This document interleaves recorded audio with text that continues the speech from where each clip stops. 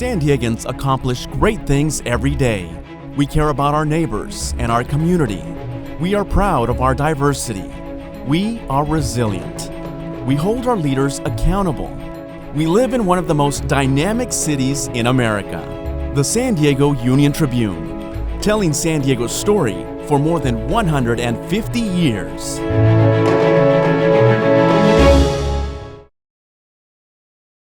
Hello, I'm Dr. Gail F. Baker, Vice President and Provost at the University of San Diego. And I'm Dr. Noelle Norton, Dean of the College of Arts and Sciences here at USD.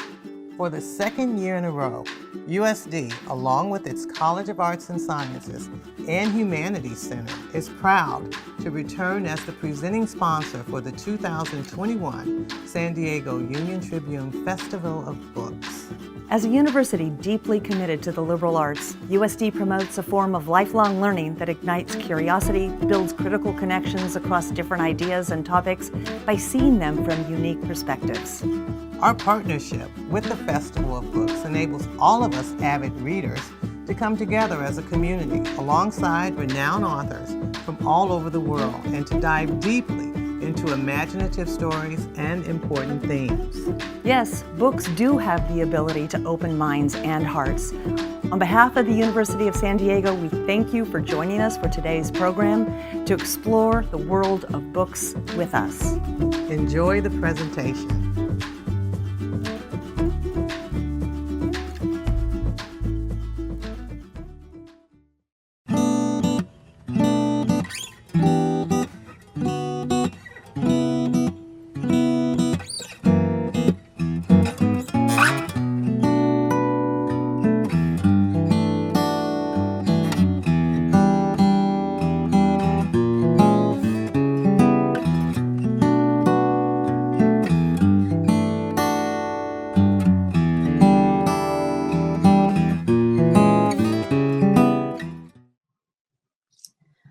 Hi, I'm Paula Woods, book critic, editor, in the Charlotte Justice Mystery Series, with a science fiction supernova and a rising star in crime fiction. Jeff VanderMeer, an award-winning science fiction legend, is here to talk about his latest book, Hummingbird, Salamander. S.A. Cosby, fresh off the award-winning run of Blacktop Wasteland, joins us to talk about his latest mystery, Razorblade Tears. Jeff, you've had a long and illustrious career in science fiction, including an award-winning short story collections and novels, including Annihilation, part of that great area, which won the Nebula Award, the Shirley Jackson Award, and was adapted into a film. But I'd like you to talk today about Hummingbird Salamander. What was your inspiration for that novel? I love noir fiction and hard-boiled fiction and all kinds of things that are in like a thriller mystery cross genre. And I actually did a fantasy that was also a noir thriller a while back called Finch. And to do that, I had to actually, read a lot of fiction in this area. I even took a job with Publishers Weekly just reviewing mysteries and thrillers. So I would just be kind of like deluged with the stuff and not be able to pick and choose what I read. And so Hummingbird Salamander kind of comes out of all that because it is a mystery thriller that happens to have environmental themes. And I've always loved like down and out detectives and stories. And the person who gets in too deep, who maybe is a little bit thinking that they're an expert in some area or something, like they can stay ahead of things and they never can. And so that's kind of what happens in Hummingbird Salamander with Jane. And finding this or being given this taxidermy that's a clue that leads to a much larger mystery. And so the first thing that came to me was the first line, which is something along the lines of, and you have to forgive me, it's been a while since I looked at it, something along the lines of, if you're reading this, I'm already dead. Right. And I thought that was pretty spectacular opening. It was. And in line with a lot of noir that I love, and just kind of set the tone. And so the novel really grew out of that. I had that line, and then suddenly I had the character. And then I had this scene where she was running from someone, and I suddenly realized that she was so physically strong and of a certain personality that instead she would just turn around and hit the guy.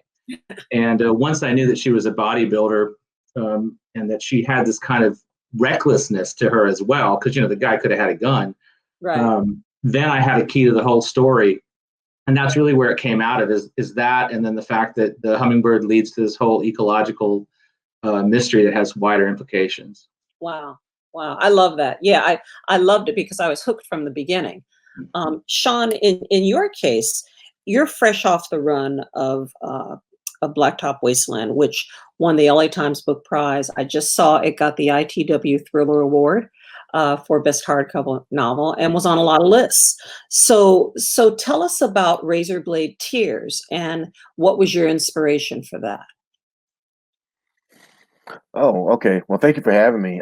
Yeah, Razorblade Tears came about from two pretty disparate ends of the spectrum. On the one hand, I was having a conversation with a fellow writer about a couple of our favorite actors who are men of a certain age, a little bit older than me, and I was kind of fascinated by the idea of middle-aged men or men at a certain point in their life looking back on their mistakes.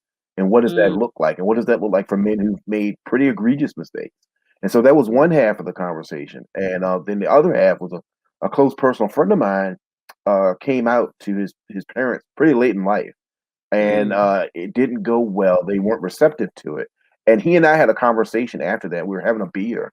And, he basically said, man, I maybe I should have just kept it to myself. And mm, the sense of loss and the sense of hopelessness in that comment really struck me. I can't imagine what it would be like to not to be able to be my full self with people who are supposed to love me unconditionally. And so those mm. two ideas kind of melded together, and that's where the idea for Razorblade Tears came from. Mm-hmm, mm-hmm. Your books are also a lot about fatherhood, both of them. As far as I'm concerned, both Bug in Blacktop Wasteland, as well as these men in Razorblade Tears, who are trying to reconcile their lack of being supportive fathers to their gay sons. What is there about fatherhood that moves you so deeply? I think if to be perfectly frank, it's somewhat of a catharsis for me. My father and I have a very complicated relationship. For a number of years, we weren't very close, and I've been Mm, blessed to be able to repair that relationship. And so, on a personal level, I find it fascinating. I guess every story I tell is me kind of trying to deconstruct that mm, relationship. But on a narrative level, on an artistic level, I think there's so much there's so much story that can be mined from our relationships with our fathers, whether you're a son or a daughter, however you identify. Fathers have so much to do with our personal makeup and what mm, makes us the mhm. adults or the human beings that we are. And so I'm endlessly fascinated with that. That being said, my next book is less about fathers and sons and more about community as a whole. But there's Got it. Got it. Jeff, for you, my love of science fiction goes back to Dune, the Foundation trilogy. So I've loved that genre for a long time, and you're noted for your writing about about ecology. What is there about that subject that strikes you so deeply?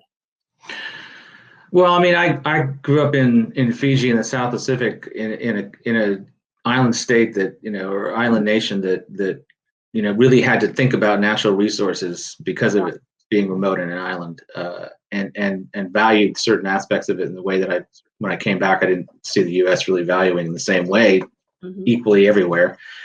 So I was always surrounded by it, and then when we came back and moved to Florida, we moved to basically North Florida, which is one of the most biodiverse places in the planet right now. And so it's always been part of my life, and it always shocks me when it's not, when I realize that it's not part of everybody's life. And I think that's really important because part of the problem with the climate crisis and dealing with it is we don't realize that biodiversity is a big part of it, and that Mm, preserving nature and preserving even just trees in urban areas. I mean, mm, looking at the difference between rich and poor neighborhoods and cities, being 20 degrees difference in temperature during the summers because of all kinds of discriminatory practices and whatnot, is something that really strikes me as being relevant to humans as well. And so that's where I try to find the nexus is in those ecological issues, is where the human and non-human kind of overlap. And so that's kind of epitomized in Hummingbird Salamander by Jane, who's very naive about environmental issues, growing up in the suburbs. There's a lot of things she hasn't had to really deal with, and then suddenly she does because of this unexpected gift from this dead eco-terrorist. And I think that gave me the opportunity to talk a lot about these issues in a way that advances the plot. So that's what I liked about the thriller format too, is that a lot of stuff that would just be like dead exposition in another novel, like me lecturing somebody, is actually like clues that Jane needs to be able to try to figure out what's going on. How do you balance telling that story with the fact that the ecology is so critical right now that people are scared? So, one of the things that I struggled with, not struggled with, but I was aware of reading your book, is that I'm going, this is scaring me to death. So how do you balance that? Scaring people, horrifying people, no, because it's, we go into denial about things we don't want to think about. And yet your book is very effective in pulling us through all of that to this rather stunning conclusion. That's also notice what a quandary we're in and what a precarious position we're in the ecology.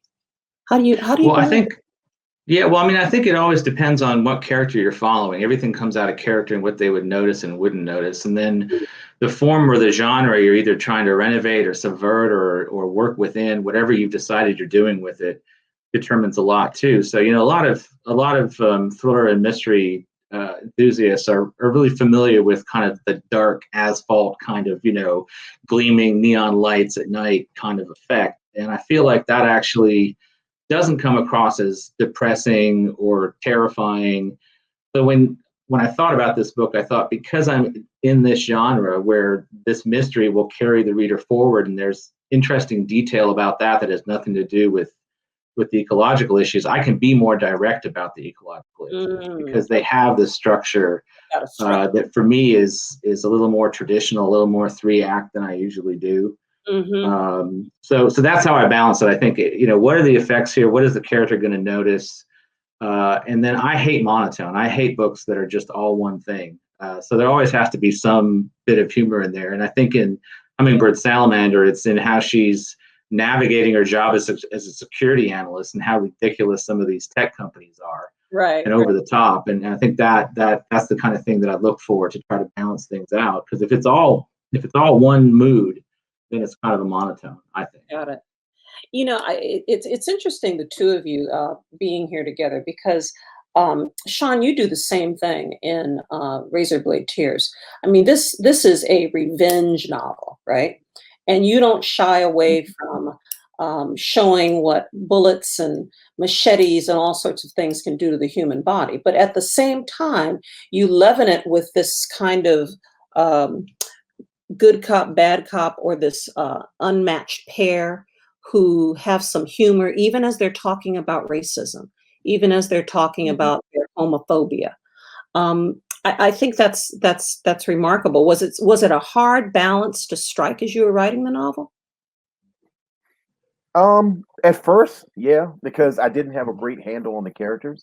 Ike and Buddy Lee, the humor comes from their dialogue. It comes from their naturalistic dialogue. And in early versions of the book, I had them separated more. They were in their own vehicles. They were kind of they were sort of attacking the problem by themselves, and so I forced them to be in the same truck or the same car. And by doing that, it forced them to have uncomfortable conversations. But out of that uncomfortability or that awkwardness arises some of the humor, arises some of this comments that lighten the mood. And to Jeff's point, even a revenge novel, a novel of bloody retribution can't be that one singular tone all the way through.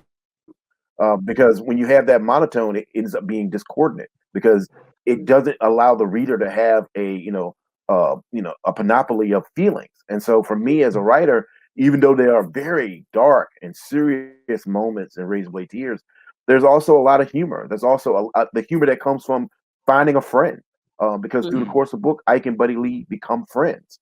And so that moment that you find someone, that you connect with. And for these two men, unfortunately, they connect because no one in the world is going through what they're going through right at that moment. Right. The pain and the heartache that they're feeling and the regret and the guilt is something specific to just them too. And so, that sort of connection out of tragedy is what I think gives the story some ups and downs, some roller coaster of emotions, but also it also starts that humor. And then again, to Jeff's point, I feel like you have to lighten the mood. As you said, if we're using weapons and bullets and guns and machetes and shovels on the human body, you have to you have to balance it out with a couple of funny lines because it's going to be too serious and the story will drag. Yeah, absolutely. Absolutely. Both of you are at different points in your career. If you've been doing this for, God, is it 35 years? Almost 40, going on 40? God help me, 35, 40, almost 39 years now. Yeah, yeah. And Sean, you're in your third novel now, and at a very different point. And I'm wondering, as you look at the areas, the genres in which you write, what do you see? Where do you see yourself in that genre? What do you try to contribute to your respective genres, and where do you see the genres going? I guess I'll take it first. First of all, I mean, I have to be honest. I didn't have that many mentors. I had more people telling me to stop than I had telling me to go ahead. But the few mentors I did have were always people who were farther along in their career and said that the only thing they wanted me to do is pay it forward if I ever made it in any significant way. So that's one way. One thing I try to do is I try to contribute to the community, whether it's science fiction or just book culture in general, as best I can. And also at the same time, it's really important to me to stay, innovative and to try to not become the old fart that's sitting in the corner, just kind of like telling you some received wisdom that might be true like 20 years ago. So I try to keep up on new writers, and I try to keep up on the discussions and discourse that's going on so that I can hopefully contribute to it in a meaningful way. The one thing I would say about science fiction and fantasy is it's just much more diverse than when I was starting. And I don't just mean in terms of there being a lot more writers who aren't white, but also approaches to the form.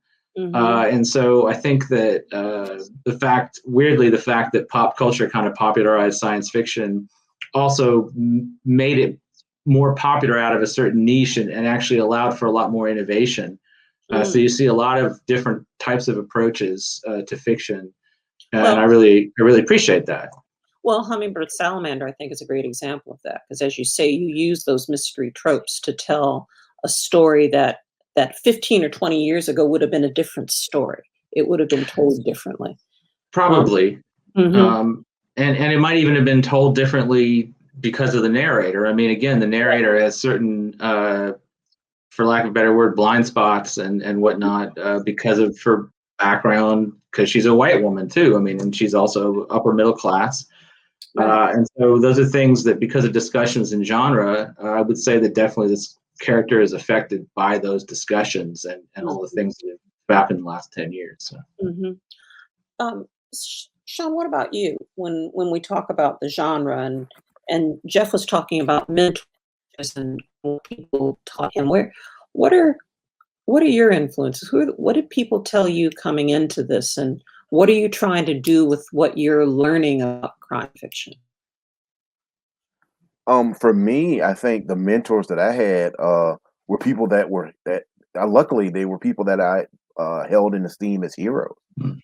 I've been Mm, very blessed to be able to have long conversations with like Walter Mosley, and mhm. one of that's if you told me 5 years ago I'd have a conversation with Walter Mosley, let alone the fact that he knew who I was, I wouldn't believe you. I'd tell you get your head examined. So and so the fact that I'm able to have conversations with people that I have hold in such high esteem Mm, is just incredibly gratifying to me as a writer. And again, like Jeff said, what I do or what I try to do is I try to pay it forward. I try to promote, try to help everybody around me that's coming up. That's either on my level or a little bit behind me, maybe coming as a book coming out, or people who have released books, who are people who have been in the game for a long time, but maybe haven't gotten their due. And so I try to shine a light. You know, there's an idea. My mama used to say, the shine wears off of new pennies pretty quick. And so if I've got a little bit of shine on me right now, I'm trying to use it as much as I can for as long as I have it to help the people around me. And so, you know, whether it's a person that I feel like I came up with, like say a PJ Vernon, or if it's somebody like Kelly Garrett, somebody who helped me, who was really instrumental in me understanding that the crime genre was big enough, had enough room for me and the stories I want to tell. There's not a lot of people telling rural Southern noir crime stories from an African-American perspective. And for a long time, I didn't think anybody was interested in it outside of the people that I knew, you know. And so people like Kelly, Walter, Gigi Padian, folks that really, you know, reached out to help me. And like I said, all I can do is turn around and help them. What I see the genre doing, though, is what I think it has always had the potential to do, is that it's telling multiple stories from multiple perspectives in a way that's different and new and unusual. I mean, you've got, you know, 10 years ago, you would not have had books written by somebody who looks like me being, you know, featured on NPR. You wouldn't have books that are, you know, prioritizing an LGBTQ plus perspective. You know, there is such a wide range of rooms in this house that's called crime fiction now, that it's really up for grabs. Anybody can write about anything, and if they want to put it in the crime fiction drawer, so to speak, then they definitely have that opportunity. You both talked about writers who may be overlooked, or writers who you've helped along, who may be coming up behind you. Can you think of somebody that, if you had to say, 5 years from now, the person you're going to be talking about is anybody you've run across that has really influenced you? Go, Sean. Oh yeah, there's two that really stand out for me. There's a young woman, and I get her name wrong because she writes under multiple names, but Yasmin McClinton, and she's writing. She has a book coming out. She has a book coming out. Her name is Night. And 5 years from now, I guarantee you will be talking less about S.A. Cosby and more about the author of Her Name is Night, because she has such a strong, powerful voice and such a unique perspective. And she's combining multiple genres in one book. She's combining an espionage thriller with an assassin thriller. And it's, you know, she's writing from the point of view of a native of the African continent. And so I think that people will definitely be talking about her. And I can't wait to see what she does next. Okay. Jeff, what about you? Yeah, somebody who works in like a fantastical mode, who she only has published like 6 stories, and like every single last one is just a gem, is Pemi Aguda. Her most recent story is over at Tor.com, but she's appeared in a lot of others, and she's I think just finished a novel. But I've never met or read a pure writer, Pemi Aguda, again, and the stories are just absolutely unique. Some of them, you know, kind of take a contemporary Nigerian setting and put a twist on it. Some of them are more surreal, some of them are more realistic. But again, it's like every line is perfect, and there's no lines that shouldn't be there. And I've never seen a more perfectly formed writer like so early in their career. Wow. That's cool. That's cool. You know, I want to end on one thing, and that's film. I know, Jeff, you've had Annihilation made into a film. And Sean, you've had recently, I understand, Blacktop Wasteland option.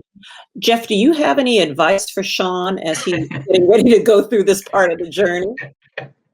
Well, I mean, for me, the adaptation is not that faithful, and not having known much about the movie business, I didn't really know where the pressure points were. So I didn't really, you know, mostly what I got out of the first process was that this may not be the way it usually works, and also that at least going through the process once, I now know with some of the other adaptations of like Bourne and whatnot, you know, where I can actually have some influence, and also what I should put my foot down on. I'm sure this situation for Sean is probably vastly different than the situation where I was in, where the director's like, I kind of read half the book and then I had a dream about it, and then I made the script. So I don't know how much usefulness I could be, but Well, I will say that I did read the script. The script for Blacktop Wasteland has been written. There's one Razorblade Tears has also been optioned, so there's writing a script on that. But the thing I always take, I heard a piece of advice from Lee Child one time, and I try to, because there were some changes to the script, and it's a great script. Don't get me wrong, but there were some changes to it. But Lee Child said, the movie is the movie, and the book is the book. And if they deviate from the story in the book, in the movie adaptation, my book still exists. They can always go and read the book. So if there are even more significant changes to the Blacktop Wasteland movie, I can always just point people toward the book, and that still exists. And I'll maybe hand out copies at the premiere just in case, so people can compare notes. We'll be tying cover on it too. Okay. Yeah. What's next for each of you?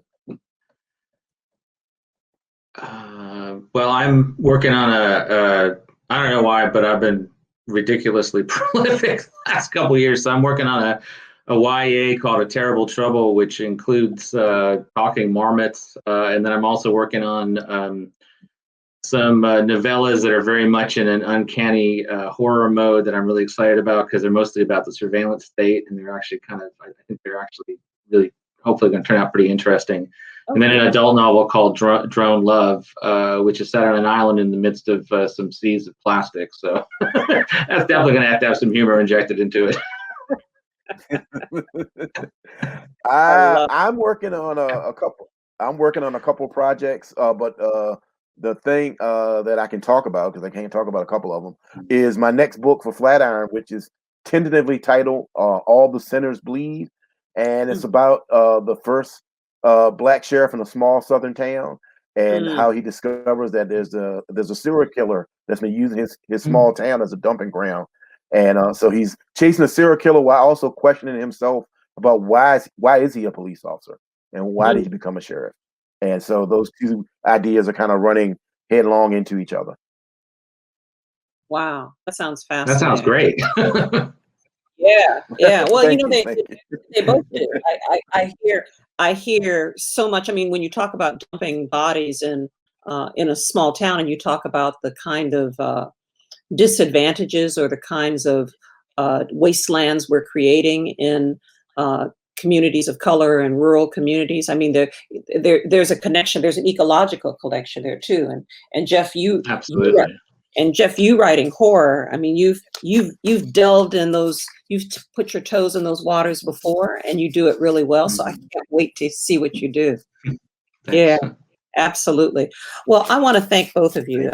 It's been a fascinating conversation, and I need to find my wrap-up notes so I know what I'm supposed to be saying. To thank both of you, Jeff VanderMeer and Sean Cosby, for joining us today, and for writing such engaging, dynamic books. And I want to mention to our audience that you can purchase these great books from our indie book selling partners at the address you see below, bookshop.org/shop/SDFOB.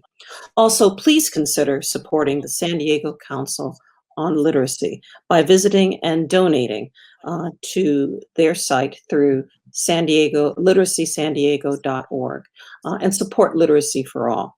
You can continue to join us for a full program of author panels, exciting demos, and live entertainment streamed entirely online at the San Diego Union-Tribune Festival of Books. All videos will be available on their website.